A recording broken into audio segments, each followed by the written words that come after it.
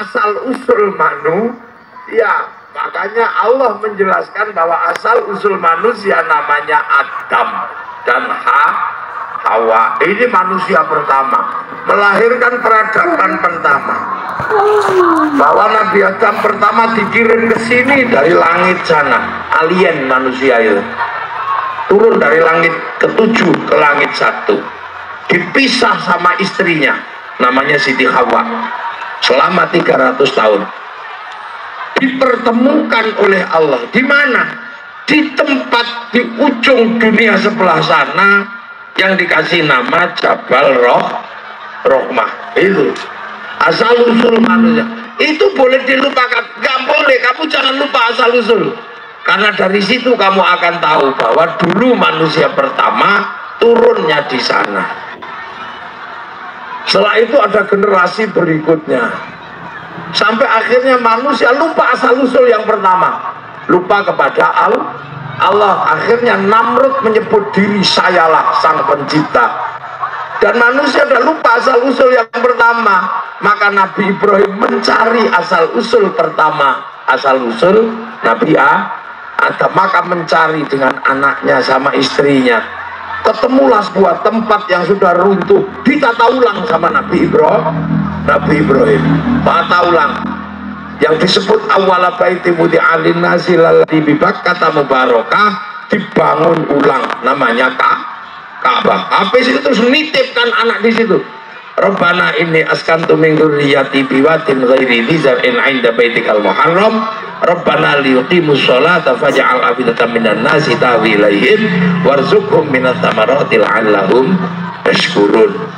Dan kebetulan doanya saking manjurnya sampai kakinya tapak kaki muncul di situ.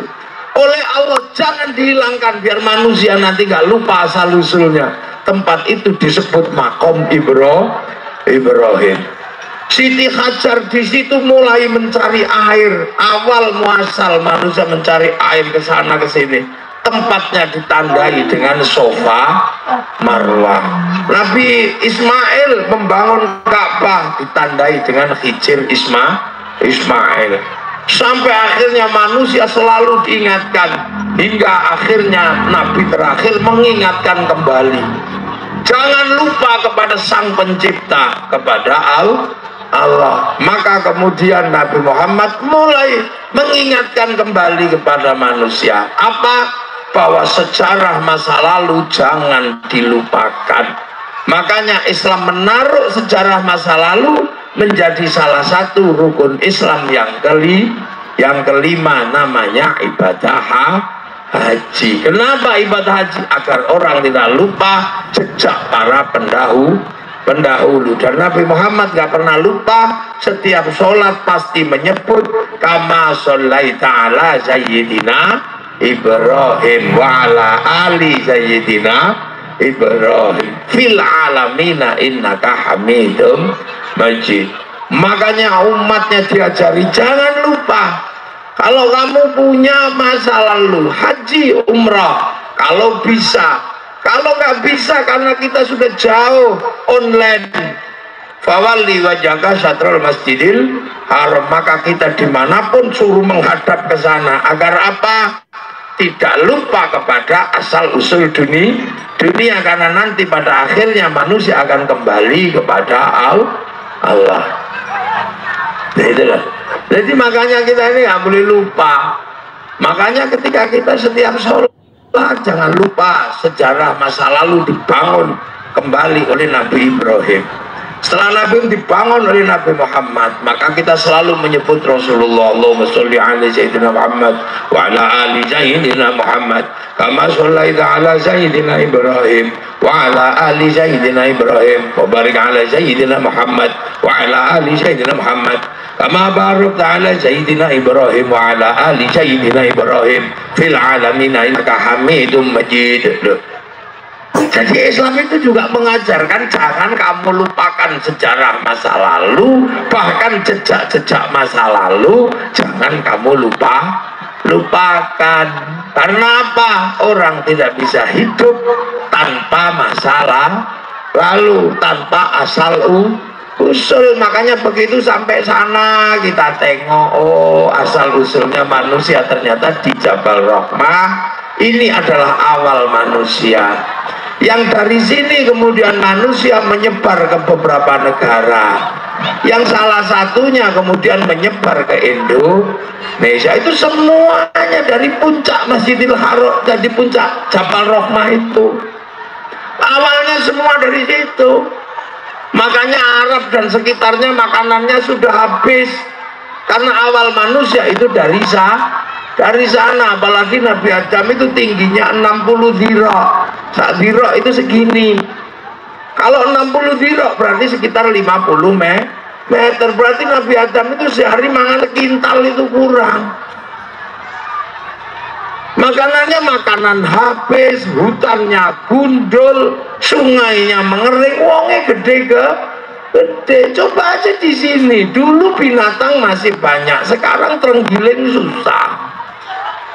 Celeng mulai susah, kijang mulai nggak ada, gajah mulai hilang, harimau mulai hilang. Karena apa? Ketekan sampean. Ini dunia paling rakus itu ya iki sanane dipangan. Gajah dari dulu cuma makan duren. Iki duren dipangan, sak gajahe dipangan. Dari dulu terenggiling ya mangane semut. Sampai sekarang menungso tergilingnya dipangan. Jadi manusia itu. Nah terus dari situ diciptakanlah oleh Allah keturunan Nabi Adam yang disebut waja'alnakum syu'uban wa qabaila, yang kemudian dari Nabi Adam itu melahirkan bangsa. Yang geser dia, yang tetap di Arab itu tetap ganteng, tinggi besar, rambutnya keriting.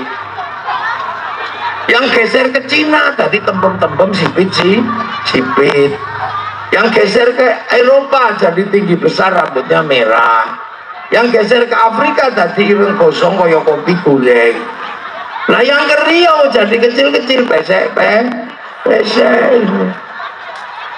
Nah ini sampean harus paham, inilah caranya Allah membagi kehidupan. Kenapa yang di Arab kok ganteng dan tinggi besar gitu? Karena hidup di Arab itu nggak mudah. Makanan susah, suhunya panas, makanan harus berburu, berdagang harus berkelompok. Makanya kalau orangnya dibikin kecil-kecil gini, ya mati kalahan. Dan di sana jarang air, makanya orang harus dibikin ganteng. Biar kalau nggak mandi tetap ganteng. Lah kalau dibikin jelek pesek-pesek gini nggak mandi ya tambah jelek. Orang Arab itu hidupnya susah, Bu. Makanya kalau kita berbicara hijriyah, ini kan kita sedang berbicara perpindahan Nabi Muhammad dari Makkah ke Madinah. Kenapa pindah? Karena bagi orang Mekah Nabi Muhammad itu ngerepoti wong Mekah. Wong Mekah itu nggak ada air disuruh wudhu. Wong air diminum aja susah, suruh jinabat. Ya, orang Mekah itu makanan susah, suruh sedekah. Ya nggak mau, orang sini makanannya gampang, suruh sedekah susah. Orang sana itu panas, malah suruh puasa. Orang nggak panas makan minum aja susah, apalagi panas suruh puasa. Jadi bagi orang Arab waktu itu Nabi ini cuma merepotkan. Orang Arab itu kalau mau makan harus berburu, mau ekonomi harus berdagang. Nah itu butuh keluarga besar. Makanya orang Arab itu saudaranya harus banyak, karena kalau berburu cuma 2 orang nggak dapat nangkep binatang. Makanya orang Arab itu paling suka ngitung saudara, ibin gitu. Anak ini. Karena apa? Untuk memperkuat ikatan persaudaraan, karena survival atau daya tahan hidupnya kalau saudaranya banyak. Kalau perang antar suku cuma saudaranya 2 yang dihabisi sama suku yang besar. Nah, makanya orang Arab itu hidupnya bergerombol besar. Makanya di Arab itu kota itu cuma 2-3. Nggak ada desa-desa kayak di sini, nggak ada. Kenapa di sini desa-desa banyak? Karena orang sini bisa hidup dimanapun. 7 orang hidup cari air di bawah tanahnya ada, berteduh di bawah pohonnya ada, cari ikan di dekatnya adalah orang sana. Cari air susah, berkebun susah. Makanya orang sana itu kampungnya besar, sehingga dalam kacamata pemerintah bangun jalannya juga mudah. Karena apa? Jalurnya lurus menempuh kampung besar. Lah orang sini setiap 7 orang hidup di kampungnya masing-masing, jaluk jalan kabeh. Ya anggarannya habis. Karena apa? Kampung di sini kecil-kecil karena orang bisa hidup. Kebun itu hidup, tengah kebun itu hidup, bikin kampung, bikin kampung, bikin kampung. Itu semua minta jalan. Ya anggarannya Pak Bupati ya habis. Stupid. Makanya jangan semuanya minta jalan. Dan kalau menurut saya jalan di sini nggak usah bagus-bagus.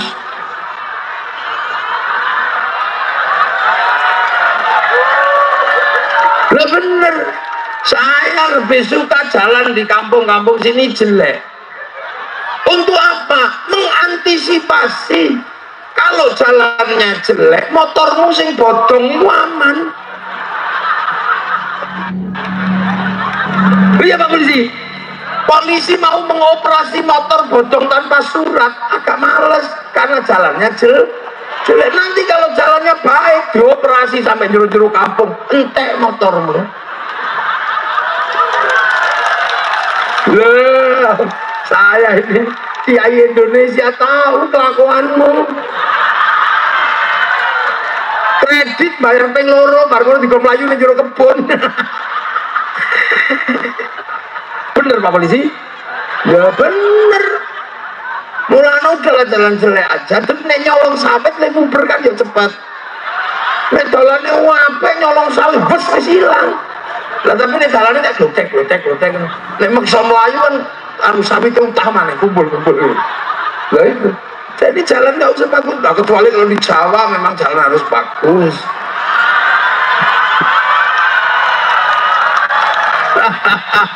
Lah iya, jangan coba jalan nih. Kalau jalannya bagus semua, pusing sampai harus pakai helm. Motor harus lengkap SIM-nya. Kenapa Pak Polisi di sini nggak terlalu rajin operasi? Karena tahu jalannya jelek. Nanti ngerti. Coba kalau nanti semua jalan itu dikendalikan pemerintah, maka yang lewat di jalan itu harus patuh betul sama aturan pemerintah. Motor harus pakai helm, harus ada surat. Nggak ada surat, tilang. Enakan jalan jelek ternyata. Motorku aman, rasa helm deh Bapak Polisi. Ini mumpung ada polisi. Loh, gila. Itu Indonesia, makanya kita dulu Indonesia ini beda. Kenapa orang Cina itu tembem-tembem sipit-sipit? Ya kenapa? Karena di sana kalau musim dingin saljunya turun, mataharinya keluar. Jadi silau orang Cina ini. Suwe-suwe matahari green.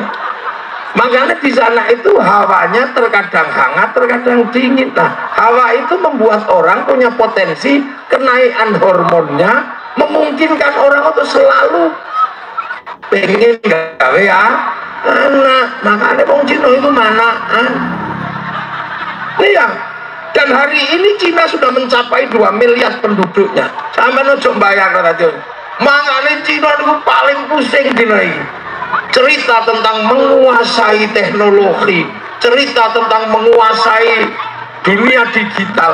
Duwe iso gawe duwe akeh, tapi Cina menghadapi masalah apa? Ternyata babi lah iso didownload. Jagung harus tetap ditanam, padi ditanam. 1 juta ton gandum hari ini Cina sudah tidak bisa memenuhinya. Karena kebutuhan gandum per hari 1 juta ton. Sampai nih bayang 1 juta ton, terus diuruk neng desa iki, kelep desa iki sehari orang dina wis kelep. Jadi jangan makannya wong kono itu kalau makan gandum diawet-awet, digawe mie, dawa-dawa terus disumpit, ben awet. Nek dicawok ngene ucap petek. Makanya mereka lebih suka makan babi. daripada kambing. Kambing tidak menjamin karena pentile loro anake siji. Lah nek babi pentile 12 anake 30. Ora ono babi mati gitu loh. Makanya mereka nggak bisa beralih makan karena mereka kebutuhan makan luar biasa. Babi sekarang sudah usia 4 bulan usia 45 hari sudah dipanen. Ayam di sini masih 40 hari, di sana sudah 15 hari panen. Untuk apa? Mencukupi kebutuhan makan tuh. Makan ini ora iso ditunda, sembahyang ini iso ditunda. Nek mangan ora iso. Sembahyang iso dijamak, iso ditakhir kosor, iso diobok. Lah wetenge ora iso. Nah coba itu Cina menghadapi masalah itu seperti makanya Cina ini ngentekno panganannya wong sak donya, ekspor semua. Wong Eropa kenapa tinggi besar? Karena di sana musim dingin ada. Musim dingin di sana bisa minus 70 derajat.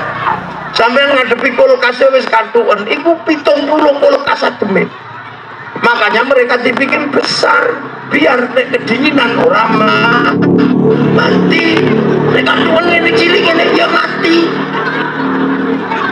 Mereka kok musim dingin nggak punya matahari bu, wong Eropa nih bu. Orang Eropa nggak punya matahari kalau musim dingin karena mataharinya hilang. Seluruh negara mereka jadi salju, jadi es. Makanya mereka harus makan berkalori tinggi, berdaging. Susu dikeraskan menjadi keju, susu dibusukkan menjadi yogurt. Kalau tanpa itu mereka mati kedinginan. Lah wong Indonesia enak yang ini delok srengenge bendino. Saumur-umur mangan kopi sulit. Mereka nggak punya matahari kayak gini bu. Mereka kalau musim dingin nggak punya daun, seluruh daun rontok di musim gugur. Sing ora rontok meng godhong cemara tok. Makanya Natal pakai daun cemara, bukan karena saking hebatnya daun cemara, ya meng godhong iku tok sing ora rontok. Maka jangan marah, jangan tanam cemara di depan masjid kami. Itu pohon Kristen. Semenjak kapan cemara punya agama? Lu gini kudu mulai dipahami, dunia terbuka. Sampean harus mulai memahami yang kayak gini bu. Biar gak mudah sekali. Oh iya, ntar dulu dunia ini jembar. Sejarah manusia sudah bergerak ribuan tahun. Sampean baru bergerak 42 tahun. Harus mulai memahami Pak Lurah. Jadi biar gak kaget.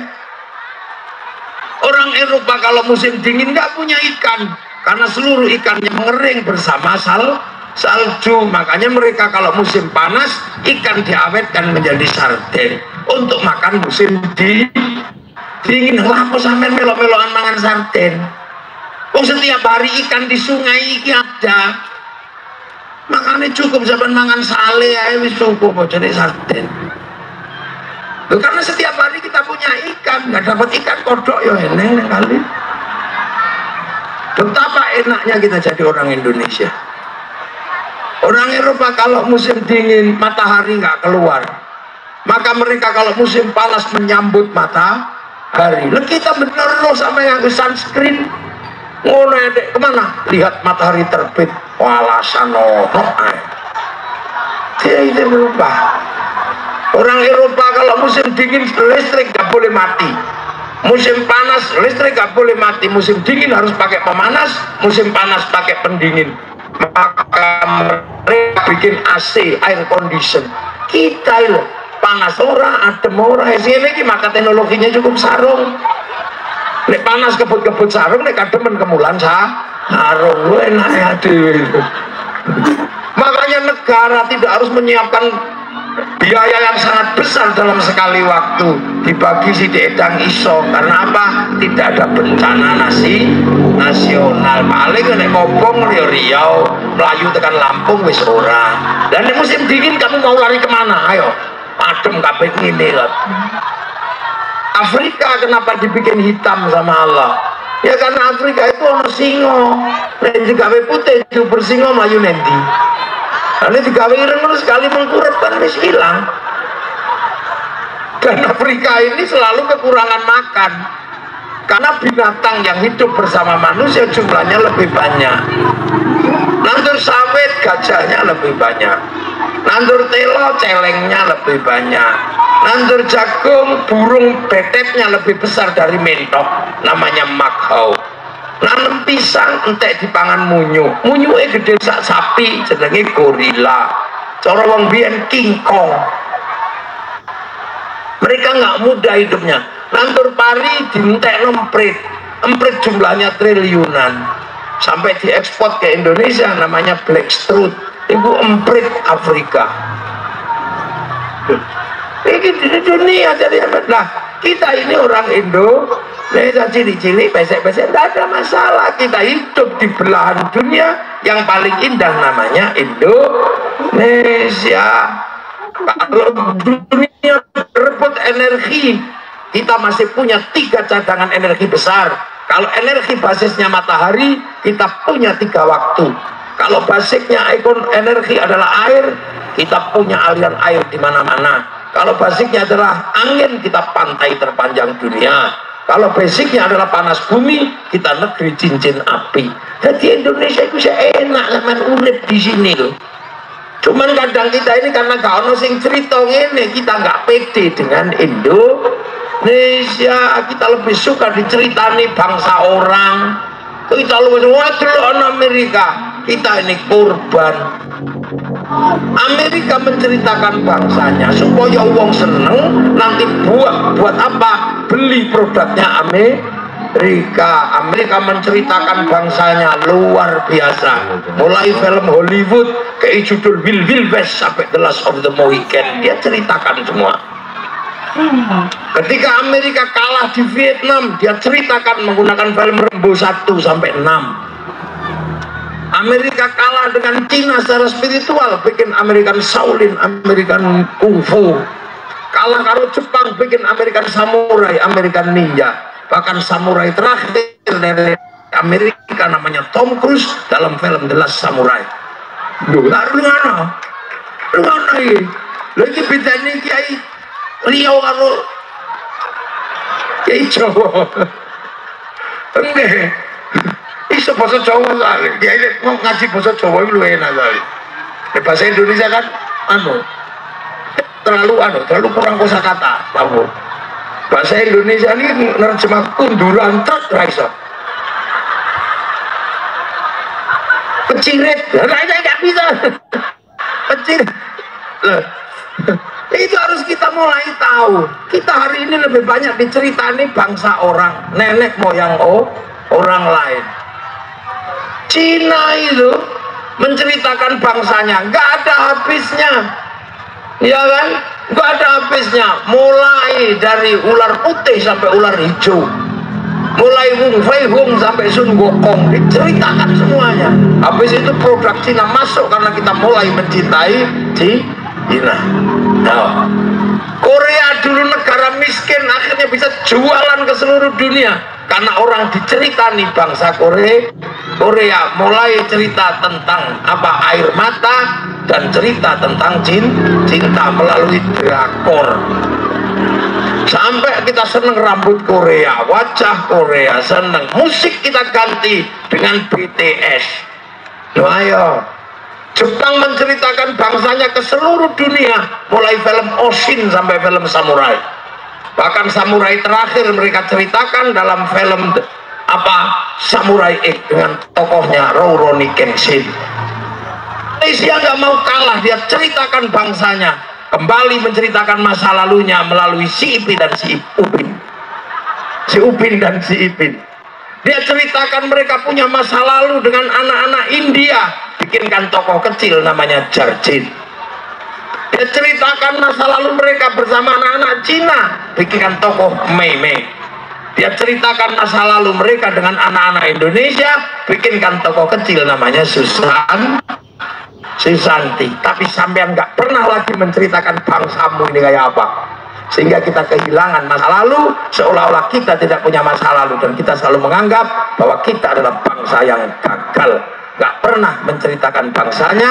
Apapun yang ada di Indonesia dijelek-jelekkan. Punya tumpeng jelek, punya wayang jelek, punya presiden jelek, punya Polri jelek, punya TNI jelek, semua seolah-olah hari ini jelek di mata kita, padahal inilah bangsa Indonesia. ini bangsamu. Kita nggak pernah lagi diceritakan. Amerika punya kisah cinta, orang Eropa punya kisah cinta Romeo Juliet diceritakan, orang Cina punya kisah cinta sampai Engtai diceritakan, orang Arab punya kisah cinta Romeo Juliet diceritakan. Dulu kita punya kisah cinta andi-andi lumut, gak ada yang menceritakan. Betul nggak? Nggak ada yang menceritakan. Sumatera punya kisah cinta, nggak diceritakan. Kalimantan nggak diceritakan. Kita selalu menceritakan bahwa di sana ada Cinderella, bahwa ada ibu tiri kejam dalam kisah Cinderella. Kita nggak pernah menceritakan bahwa kita juga punya bawang putih, bawang merah. Satu-satunya kisah Cinderella yang paling saya suka hanyalah satu hal, bahwa Cinderella kehilangan satu sepatu mampu mendapatkan cinta dan kerajaan. Hari ini perempuan kehilangan seluruh tubuhnya, tidak mendapatkan cinta dan apa-apa. Itu kehilangan sepatu doi loh oleh cinta dan kerajaan. Saya itu direwangi dodol sana ini oleh apa-apa. Ayo, loh, sana punya orang kuat namanya Samson. Dulu kita sampai neng kampung duit bantung punto. Di sana punya binatang bisa ngomong, kura-kura ninja, Tom and Jerry. Kita juga punya kancil nyuri. Apa bedanya? Tapi ini nggak ada lagi yang ceritakan, sehingga apa? Kita lebih suka produk-produk mereka. Kita punya wali-wali besar. Di sini ada wali-wali gede, ada Hamzah Bansuri, ada Nuruddin Araniri, ada Raja Ali Haji, Tuanku Tambusai. Semuanya nggak ada yang menceritakan.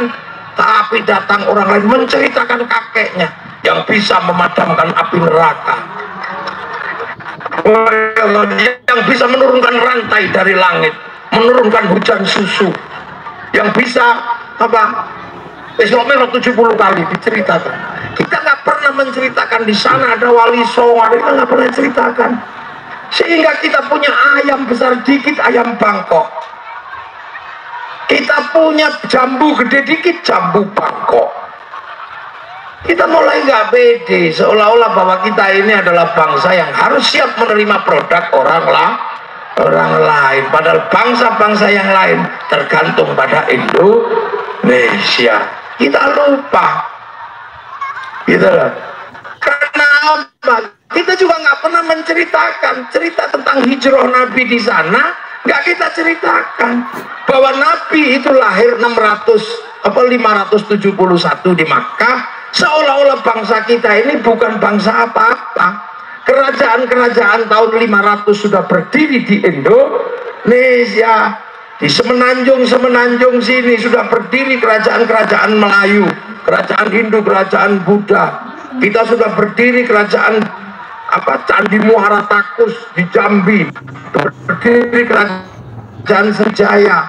Di Jawa tahun 500 berdiri kerajaan Kalingga. Di Kalimantan tahun 300 berdiri kerajaan Kutai Kartanegara. Di Jawa Barat tahun 400 berdiri kerajaan Tarumanegara. 600 di Jawa berdiri kerajaan Mataram. Tahun 700 membangun Borobudur dan Prambanan. Ini tidak pernah diceritakan. Jadi seolah-olah bangsa kita itu bangsa kosong, melompong, cuman isinya Pithecanthropus erectus itu. Ayo kita coba, kita ceritakan hari ini. Jadi kita ini kadang sudah nggak mulai, nggak ada, karena kita lebih suka cerita-cerita yang lain, yang lebih halu daripada cerita kita.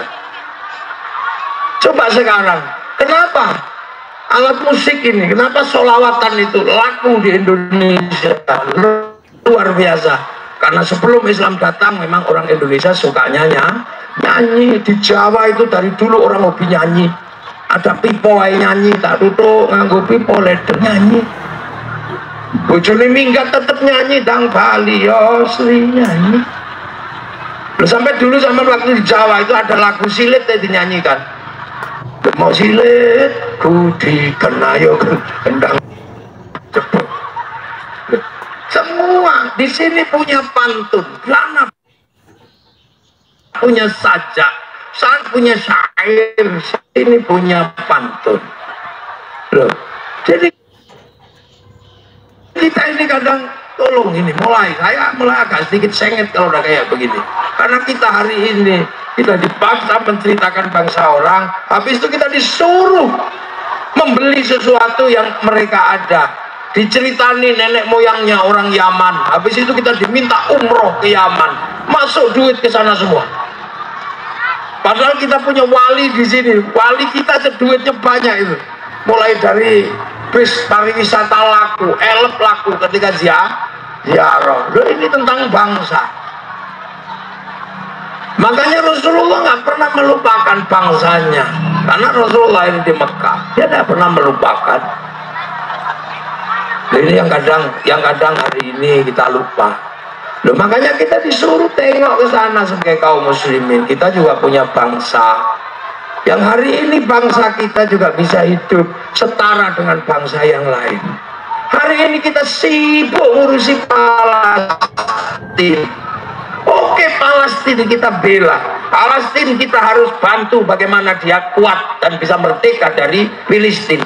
Tapi yang kita minta dari Filistin itu satu, kamu merdeka itu rukun sesama anak bangsa. Jangan ribut antara Fatah sama Hamas.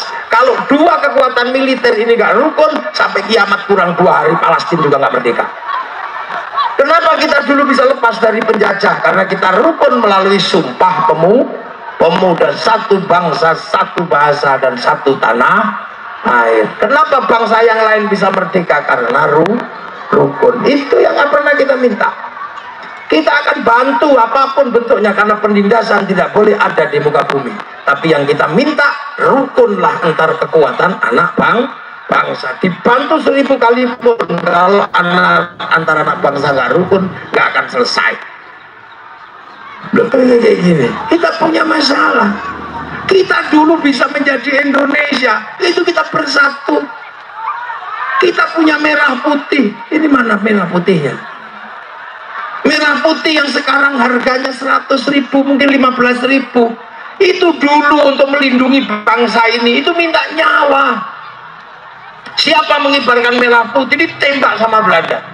Makanya kami di Jogja nggak mengibarkan merah putih di luar, kami taruh di atas rumah. Belanda curiga, kita taruh kelapa di tiang rumah. Masih curiga kita taruh tebu, masih curiga kita taruh padi, masih curiga kita taruh pisang. Habis itu kita bawa tumpeng sama ingkung kayak begini. Kata Belanda, cuma mau makan.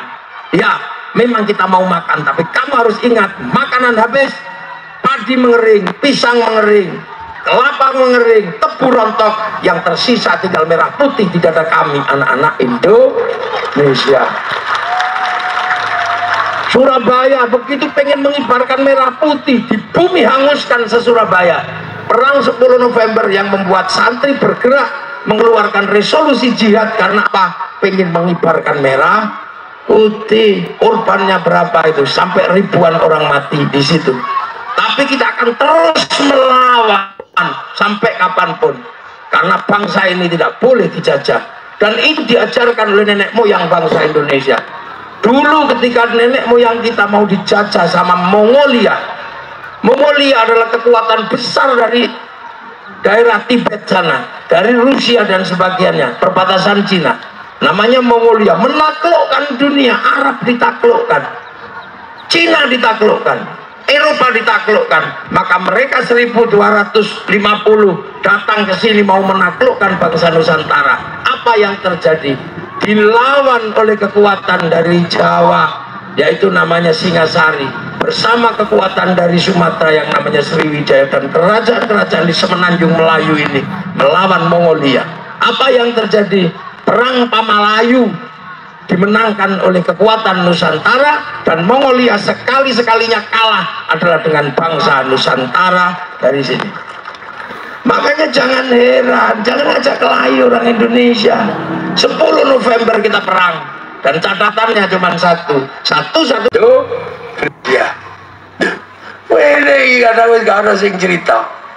Tiba-tiba merah putih, pohon hormatnya nera gelem, bid'ah, musyrik. Ini merah putih sudah nggak minta nyawa, merah putih cuma minta ngangkat tangan. Ini kalau orang yang modern begini pasti zaman perang nenek moyangnya, mata-matanya Belanda. Lu kita punya, Amerika punya bendera, tiba-tiba terus mereka lebih tahrir. Makanya orang Indonesia la ilaha illallah biar gak jadi sengketa, kita lantunkan dalam tahlil.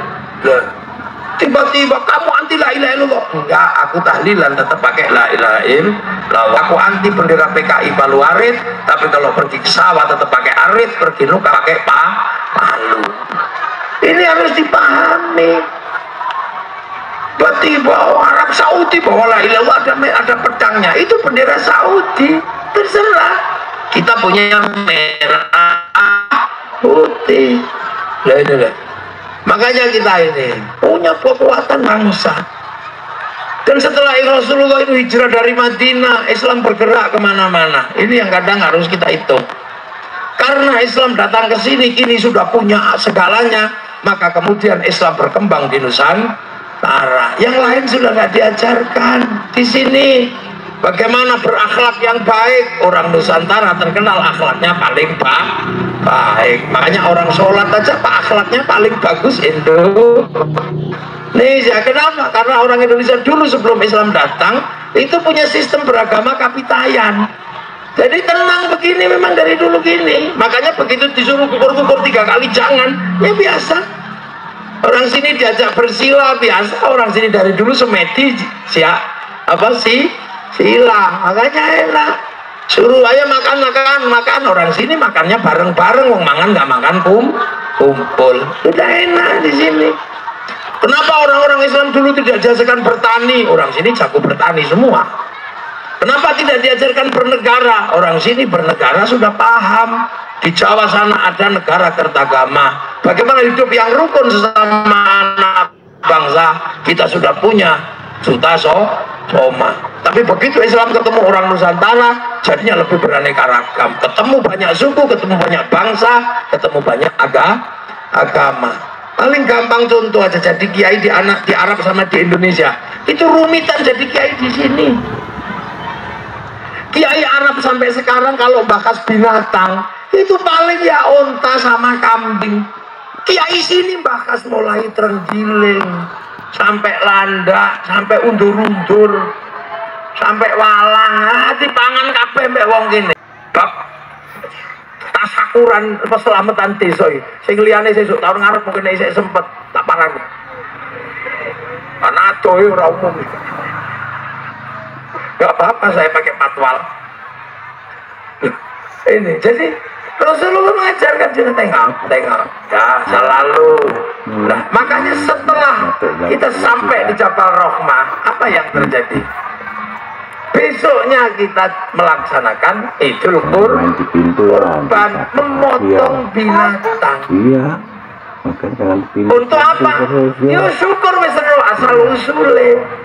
Nah itulah makanya setiap bulan Muharram Rasulullah itu nggak pernah lupa apa bersihkan Ka'bah, diganti kiswahnya tutupnya diganti, dibersihkan. Sampai hari ini orang Mekah itu nggak pernah lupa membersihkan Ka'bah. Karena ditinggali Ka'bah. Lah di sini memang ditinggali desa, maka ada istilah bersih desa, ada istilah ulang tahun desa. Kalau administratifnya hari jadi, kalau istilah Jawa nih nyadran, sadranan, semuanya sama. Pada intinya jangan lupakan masa lalu. Makanya terus ono jenengane kepala sapi. Jadi mempersembahkan yang terbaik untuk sedekah kepada nenek moyang kita itu apa? Ya sapi. Nek pitik ya apik tapi kecilian. Cilian nek pitik. Lah Islam ya sak donya ono wedhus kok dibelek. Kita segini. Makanya nanti saya minta kepada Pak Lurah, nanti kesepakatan warga bikin aja ruangan ya. Ruangan ya mungkin 10 kali 10 lah, dicor yang bagus. Museum. Kota Raya. Jadi cangkul pertama yang pernah dipakai untuk macul di sini itu mana bentuknya? Taruh situ sapa sing duwe. Itu. Oh, iki hari tembah tahun 83 ini. Oh iki mbah ngene sing teko mrene kawitan jenenge sapa? Asabiqunal awalunnya iki. Bapak Ijo, Bapak Inem, Bapak Imin. Batak. Itu harus punya sejarah desa pertama kali. Syukur artefak-artefak barangnya masih ada. Kan gitu. Nah itu penting, makanya biar gak lupa taruh ini 2, 3. Oh ini cangkulnya, oh ini gerajine, oh ini bentuk rumahnya, fotonya masih ada. Itu diabadikan biar anak-anak besok ini yang muda-muda itu gak kepaten obor. Karena apa? Kita ini kalau kemudian mulai kepaten obor, yang hilang itu bukan cuma sejarahnya, tapi kebanggaan kepada desa, kebanggaan kepada tanah air juga akan hilang. Nah kalau kebanggaan kepada tanah air itu hilang, kita susah untuk membangun. Karena bangsa ke depan yang kuat adalah bangsa yang bisa produksi lah. Produksi itu kuncinya dikonsumsi. Kita membeli produk dalam negeri kalau kita punya rasa cinta pada bangsa dan negara. Kalau kita nggak punya itu nggak bisa. Makanya itulah kalau sudah kayak begini, ini kita sedekah. Karena walladzina ja'u min ba'dihim yaquluna rabbana ighfir lana wa li ikhwanina alladzina sabaquna bil iman. Orang datang belakang ini butuh sedekah lah. Sedekah sing apik ya sapi, dagingnya udah dimana. Loh, kenapa doanya barik lana? Ya sebabnya biar kita dapat barokah. Makanya karena doanya barik lana, maka panganannya disebut panganan barokah. Lah makanan barokah itu kalau jadi daging, dagingnya daging barokah. Daging barokah itu nggak dibakar oleh api neraka. Makanya barik lana terusannya wakinah lah benar. Ya, dan dari makanan kita mendapatkan pelajaran bahwa manusia segalanya pasti terlibat di situ.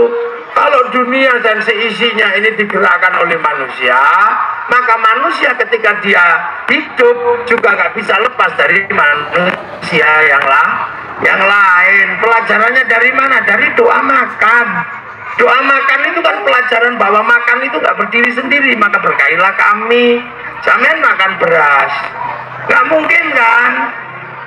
Nah beras itu harus dirubah menjadi nasi. Berarti sampai pasti butuh sama orang yang bikin rice cooker.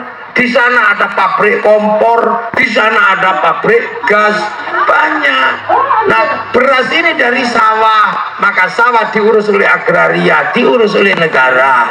Dia tumbuh besar karena ada pabrik pupuk, entah di mana siapa yang memiliki. Begitu dimakan kita perlibatkan pabrik piring, entah pabrik piring itu tempatnya di mana. Setelah kita makan enak karena ada bumbunya, ada yang nanam bawang, ada nanam cabai, ada nanam bumbu-bumbu yang lain. Jadi enak juga karena ada garam. Orang sini mana ada punya garam? Yang punya garam orang pesisir, bikin garam ditambah garam. Kita nggak pernah nanya apakah waktu bikin garam ditambahnya nggak kencing neng tambah Jangan-jangan pas gawe uyah ada nguyo. Makanya orang Jawa selalu menyebut uyah sama uyo karena khawatir pas gawe uyah itu uyo. Begitu selesai makan, kita makan anggur merah. Anggur merah ini pasti bukan tanaman Indonesia. Dia kalau nggak Amerika, Cina sama Australia itu impor. Kalau impor pasti melibatkan negara. Di situ ada Menteri Perdagangan, ada Menteri Pertanian. Di situ ada transaksi, ada bill of lading, ada letter of intent. Di situ melahirkan namanya obligasi, pasti berhubungan dengan Bank Devisa New York, punyanya Rothschild Rockefeller. Makanya berkahilah kami, karena dia nggak bisa berdiri sendiri, namanya manusia. Asalnya nggak mandiri, hidupnya nggak mandiri. Makanya ketika beragama pun tidak mandiri. Mayuritillahu bi khairan yufaqihu fiddin. Yang dikehendaki menjadi baik oleh Allah, dikasih ngerti urusan agama lah. Khairan ini ku nakirah. Khairan nek nakirah maknane khairan kamilan, kebaikan yang Nah baik sempurna bukan milik manusia, itu milik Allah. Makanya kalau ada manusia baik pasti nggak sempurna. Tak kasih contoh, baik itu nggak pernah berdiri sendiri. Pengajian ini baik apa enggak? Kalau pengajian ini baik, yang paling baik siapa? Ya kiai. Nggak bisa kiai yang paling apik, ngadeg dhewe nek kene kursine paling apik. Ya ora mulai nek kiai ini rung teko. Karena wong paling apik dinteni. Tapi saya mengatakan paling baik ya bisa, karena saya terlihat baik di sini diundang Pak Lurah, panitia. Kalau tanpa diundang Pak Lurah saya nggak di sini lah. Kalau gitu baik saya apa baik Pak Lurah? Ya nggak bisa, saya nggak datang Pak Lurahnya jelek loh.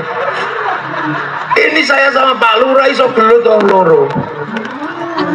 Nah kalau sampean ikut-ikutan lebih masalah lagi. Karena yang baik ya kami kiai. Lah kenapa? Kami mau datang. Ya coba nek ra ono sing teko. Iki ora pengajian, iki cekson. Tapi kata tukang masang tenda, yang baik ya saya kiai. Lah kenapa? Mau masang tenda. Nek kata pasangi tenda wis bubar kepanasan. Padahal yang masang tenda gini biasanya sholatnya juga nggak terlalu rajin. Kata tukang son, yang baik ya saya kiai. Kalau sonnya tak mati bubar. Cari Pak Lurah, patenono tak bayar. Jadi nggak ada baik itu berdiri sendiri. Makanya kehidupan ini harus dicari asal usulnya. Oh enggak, iya. Oh ya, jadi nggak ada kesombongan. Dan surga itu tidak menerima kesombongan sendiri. Aku nggak bisa. Karena masuk surga itu nggak pernah sendirian. Masuk surga itu zumaron, rombongan. Makanya kalau jadi imam masjid jangan terlalu sosokan sama makmumnya. Nggak ada makmumnya, nggak ada imam. Lah ya kayak polisi gitu sama orang dablek, nggak usah terlalu emosi. Lah ya, coba nek ra ono maling, polisi pensiun makanya. Mulane nek sing golek brondolan rasa diseneni wong golek brondolan. Lah saling ini kiai niku ya nek ono wong dablek ya seneng. Nek wong wis sampe kabeh ya prei dadi kiai. Mana ada hidup ini berdiri sendiri? Nggak ada. Makanya orang hidup itu kalau sudah berbicara manusia, dia nggak bisa independen. Saya sholat itu khusyuk di Allah, wajib bisa. Tapi sholat saya nutup aurat, tutup aurat itu kain urusannya pabrik kain sing duwe Cina. Mulane kiai aja ngamukan karo Cina ne lunga udo. Mana ada hidup itu independen? Nggak ada. Nah, makanya kita hidup ini paling indah dalam konsep kehidupan. Makanya makan juga Allah barik. Nah, ada orang nggak percaya masa makanan bisa nyimpen barokah, pinjam doa, jangan makanan kaset aja nyimpen suara. Lah ya kan, makanya dulu kalau ada orang cinta kok ditolak, bawa makanan. Kasih doa cinta, I love you. Makanya calon lurah juga takut makan kalau makanannya nggak kenal. Jangan-jangan pas dimakan isinya linggis, mati deh kena santet. Itu makanya makanan barokah kalau dimakan jadi daging barokah daging barokah tidak dibakar sama api neraka. Makanya sisanya digomuli jenenge berkat. Bukan itu. Dunia mana ada dunia berdiri sendiri, nggak bisa. Makanya setelah Allah manusia itu nggak bisa berdiri sini, butuh persatuan. Itu makanya Pancasila itu ketuhanan, kemanusiaan, persatuan. Dan manusia itu nggak bisa. Makanya kadang teman harus baca Pancasila itu, soalnya daerah sini itu pernah orang disuruh baca Pancasila ternyata buta huruf. Jadi orang buta huruf suruh baca orangnya dari daerah sini, turunan Padang. Begitu dia baca Pancasila kan dibaca hurufnya, dia bintang pesaki limo, 2 rantai pengikatku do, 3 baringin berembui keribut. Sampai sepi kilo 5 kapas pembesi muko tadi panggil si parwi. Itu kan makanya kita landasan hidupnya Pancasila, dan kita secara bersama-sama seluruh asal usul kita hargai. Makanya Indonesia ketika ikut Rasulullah komplit, ikut bagaimana sampai ke tingkat hidup bersama ala Allah.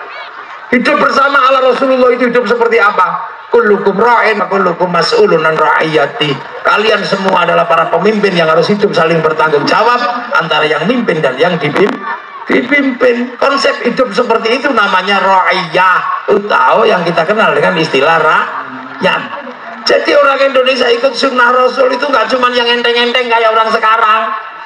Orang sekarang kan sunnah itu jenggot itu kan enteng, asal dicukur aja panjang. Ikut sunnah cingkrang enteng, kalau dipotong aja tinggi. Apalagi sunnah istri banyak, gampang. Wong itu enak. Sunnah yang susah itu hidup bersama yang berbeda-beda tapi menjadi saling tanggung jawab. Arab gagal, Saudi kembali ke kerajaan. Timur Tengah beberapa negara mengikuti konsep proletar, konsep komunis.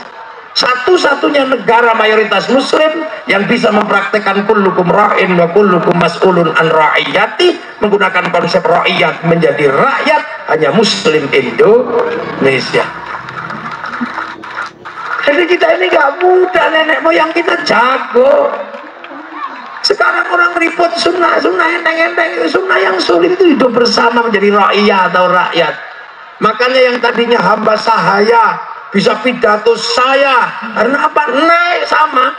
Yang tadinya di Jawa kawulo bisa pidato kulo. Yang tadinya abdi di Sunda bisa abdi mah. Yang tadinya pukulon para dewa menjadi ulun, itu hanya di sini, nggak ada bedanya.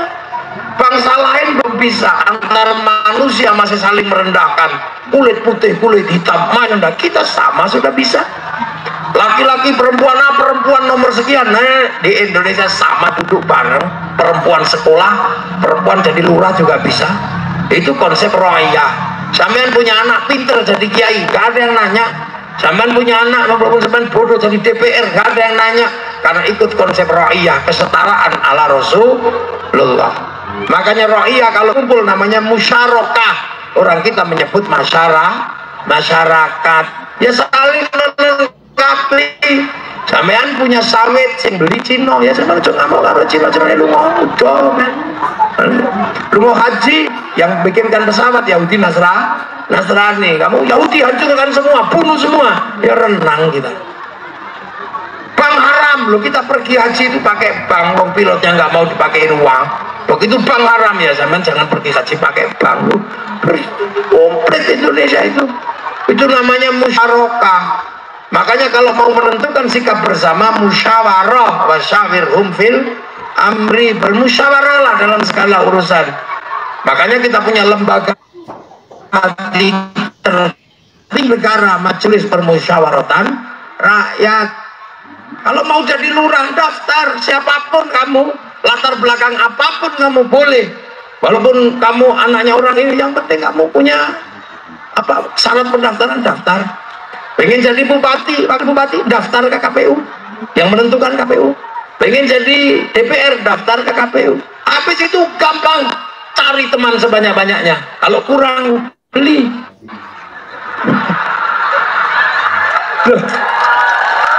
Ya nggak ya lah gimana? Asal jangan money politik. Kalau money politik nggak boleh, saya ditangkap TNI Polri. Makanya ganti namanya uang bensin. Kalau terima masjid sumbangan, kalau diterima kiai bisyarah. Nah ini konsep ini lebih sulit. Sekarang orang sibuk menata ini, gitu kan? Loh, makanya kemudian setelah persatuan, kerakyatan, kesetaraan di hadapan semua manusia, kesetaraan karena yang paling utama adalah yang paling takwa. Makanya yang menopang persatuan manusia adalah kerakyatan.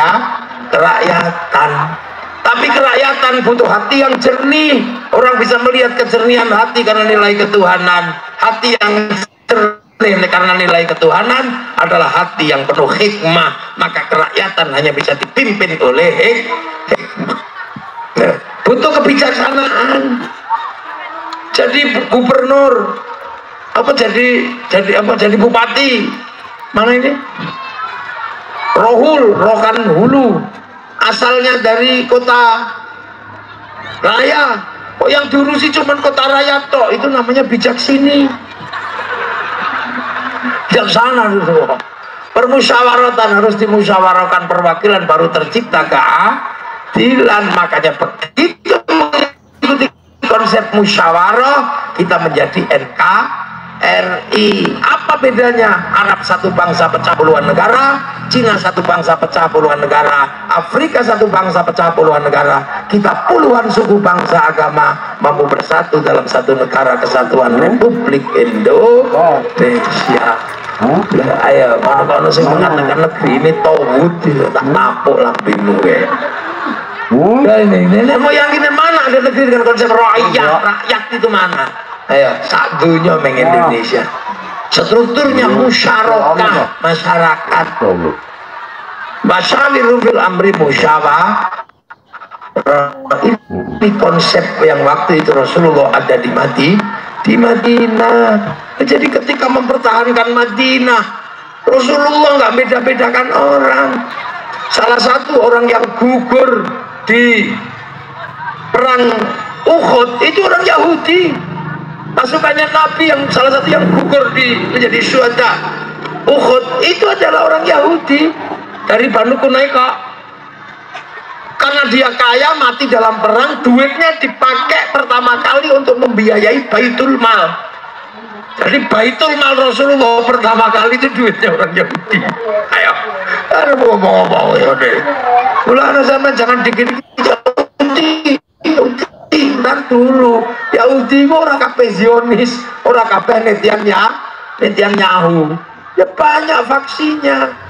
Ya kabeh orang Islam itu teroris ya ora, iku Amrozi sak kancane tok sing teroris. Muafik ya ora. Loh ya kan? Yang di sini nggak ada. Loh itu kan kita tahunya. Sekarang kayak tiba-tiba Syiah itu sesat, Syiah sesat ini loro tok, Syiah Ghulat sama si Arafidhah. Syiah yang lainnya biasa aja, Zaidiyah, Imamiyah ya. Faktanya banyak. Islam yang sesat ya banyak. Memang ada Islam sesat? Ya ada. Bulan puasa udah nggak puasa, ikut lebaran, ngecat rumah, nah aku sesat. Ya polisi, coba, ada kan orang begitu? Ada yang puasa depan belakang, tengahnya bolong, masih lumayan. Ada yang udah nggak puasa, ikut lebaran, ngecat rumah. Ngecat rumah itu yang paling parah. Nah, jadi kita ini punya struktur, makanya kita harus benar-benar punya kemampuan jaga persatuan. Makanya kiai itu selalu menjaga persatuan. Selagi bisa bersatu, kenapa kita harus berpisah? Doa bersama, yang lain udah doa sendiri-sendiri. Kiai masih doa bersama. Kiainya yang doa, santrinya amin, amin, amin, amin, amin. Habis kecapean, amin. Ya ini bisa ngerti, alhamdulillahirabbil alamin. Begitu yang banyak doa dibawa ke alun-alun rohul, namanya istighosah. Semua terlibat, bakul bakso jualan, bakul adok, enak semua. Roda ekonomi berputar, kerukunan terjaga. Kalau kemudian orang Islam semuanya sudah doanya sendiri-sendiri, nggak punya persatuan, agama tidak lagi jadi pemersatu. Rasulullah lahir pengajian, dibiayai sendiri sama masyarakat. Loh, sekali mulutan itu berapa? Rakyat membiayai persatuan dan kerukunannya. Kalau tiba-tiba orang mengatakan mulutan bid'ah, tidak ada lagi sarana persatuan di tengah masyarakat. Maka yang harus diawasi bukan yang mulutan, yang harus diawasi yang tidak mulutan itu ngapain dia. Loh, kita bersatu loh, setiap mulutan itu berapa ratus miliar orang rohul membiayai dirinya. Itu kalau diserahkan sama polisi, polisi ini bangkrut. Serahkan sama pemda-pemdanya juga bangkrut. Satu desa itu sekali mulutan 100 juta nggak cukup. Dan yang kemudian semua desa bikin mulutan, roda ekonomi yang diputar oleh kiai itu berapa? Setelah mulutan itu masih ada rejepan. Setelah rejepan nanti posonan, ada nuzulul Quran, halal bihalal, besaran, terus muharraman. Uang yang berputar di masyarakat untuk memperkuat kerukunan ini berapa? Kalau itu semua dibid'ahkan, kapan masyarakat bisa bersatu dan roda ekonomi bisa diputar? Semuanya akan mudah dipecah belah. Tepuk, gak usah sungkan-sungkan, gak apa-apa.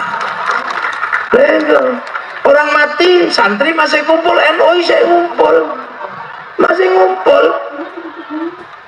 ya kan? Telung dino, pitu dino, 100 dino, bahkan ketika udah jauh di ziarah ibis pariwisata laku, di makam-makam para wali orang jual nasi laku, bahkan copet bisa hidup di situ.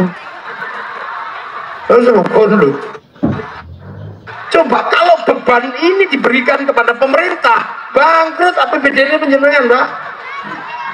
Loh, makanya kiai-kiai itu miskin-miskin karena apa? Duit habis untuk mempertahankan kerukunan bangsa dan negara. Masjidnya jelek, langgarnya jelek. Saat itulah sebenarnya tugas pemerintah untuk ganti rugi. Lah ya, jangan yang tidak mulutan gitu malah diopeni dia itu.